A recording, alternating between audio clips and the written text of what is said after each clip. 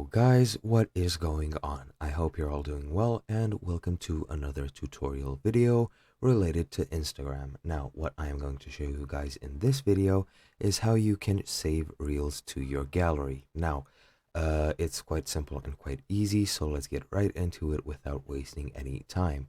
Now, as you can see, I am currently in my account on my feed, and what you want to do to actually save your reels, and keep in mind guys, this works for both reels and standard posts, both videos, pictures, whatever it is, it works for both. So just do whatever I'm doing and it should be saved. But yeah, once you find whatever you want to save, if it's the standard feed format, here right of the like, comment, and share buttons, you have this sort of banner like button, or rather a bookmark button. Just click on that and it should be saved to your gallery.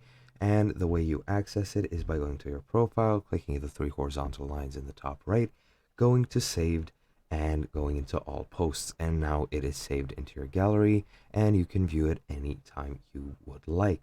Now, what you also want to do to actually save it, what you can also do as well is to make other, not the archive, you can make other collections. If you go into all posts, that's every post you ever saved, you can make other collections. For example, let's say add this, click next, and name it puppies.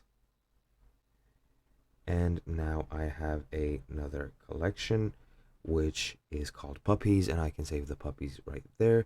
If I go to this the reel overview, let's say if I search for a puppy video, which I can't seem to find, it doesn't matter, just you do to actually save it, first of all, from this view, go to the three dots in the bottom right and just click save, and it should be saved. Here you can click whichever gallery you want it to be saved. It isn't a puppy video, so I just want it to be saved standardly.